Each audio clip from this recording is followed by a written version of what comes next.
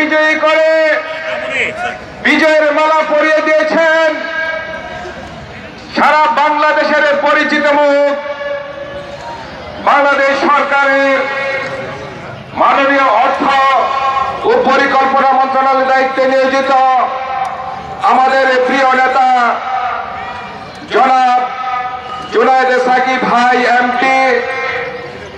আমাদের মাঝে আছেন সাবেক সংসদ সদস্য আমাদের প্রান্তীয় নেতা বাঞ্ছারামপুরের মাটি ও মানুষের নেতা জনাব এম.এ. খালেক পিএসসি মহোদয়।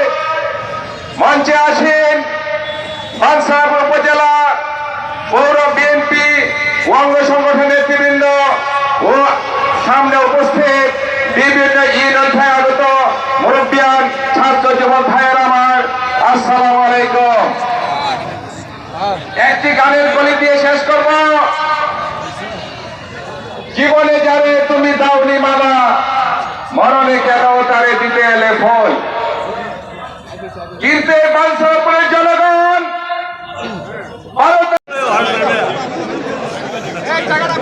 সুপ্রিয় উপস্থিতি,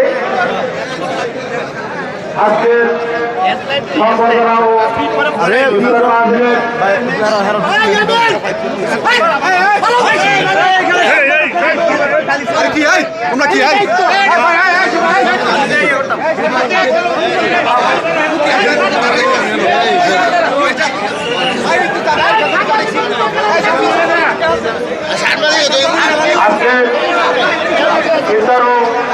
সংবর্ধনা অনুষ্ঠানে স্বাগত বক্তব্য নিয়ে আসার জন্য আমি সুবিধা করছি।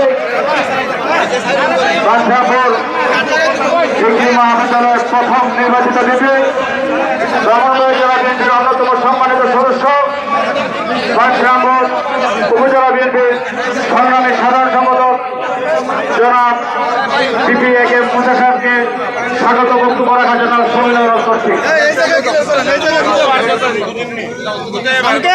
আপনারা দেয়া করলে পরে দেয়া করবেন না, দেয়া করে আমরা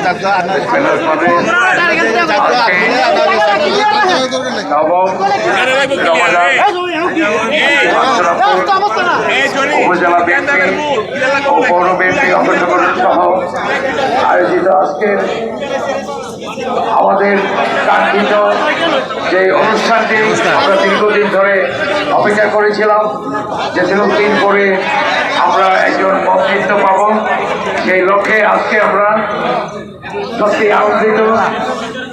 আমরা ইতিমধ্যে আপনারা মাঠে ময়দানে যে কষ্ট করেছেন এই কষ্টের ফসল আজকে আমরা ভোগ করবেন ইনশাআল্লাহ।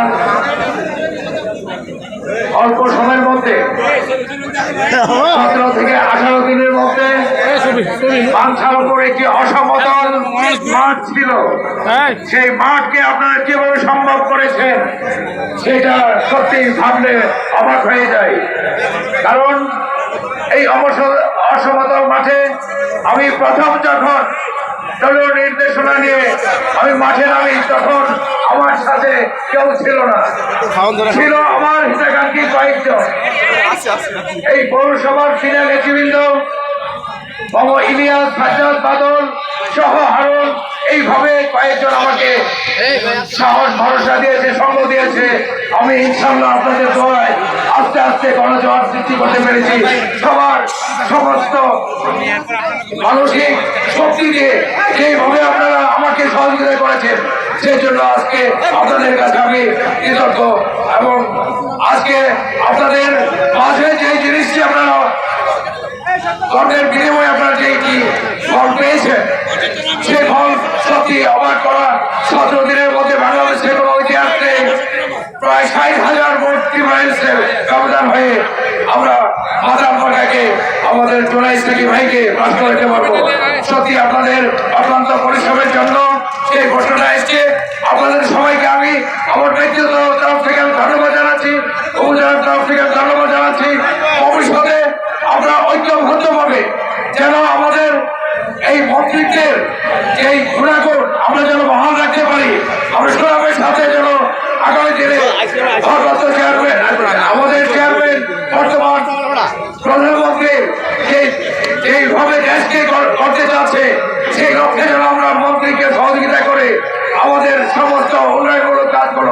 আমরা যেন সামাজিকভাবে ইয়ে করতে পারি সেই বক্তব্য দিয়ে আমি এখানে শেষ করছি। যেহেতু ইফতার মাহফিল আরো মূল্যবান বক্তব্য শুনবেন, এই বলে আমার বক্তব্য এখানে শেষ করছি। আল্লাহ সবাই ভালো থাকবেন, সুস্থ থাকবেন।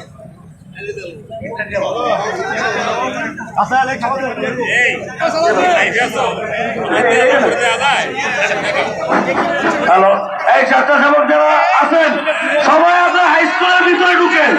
আমরা নেতাদের বক্তব্য চলাকালীন তাবারুকগুলো আমরা বিতরণ করে ফেলবো। স্বেচ্ছাসেবক যারা আছেন হাই স্কুলের ভিতরে চলে যান, দয়া করে স্বেচ্ছাসেবক যারা আছেন হাই স্কুলের ভিতরে যান।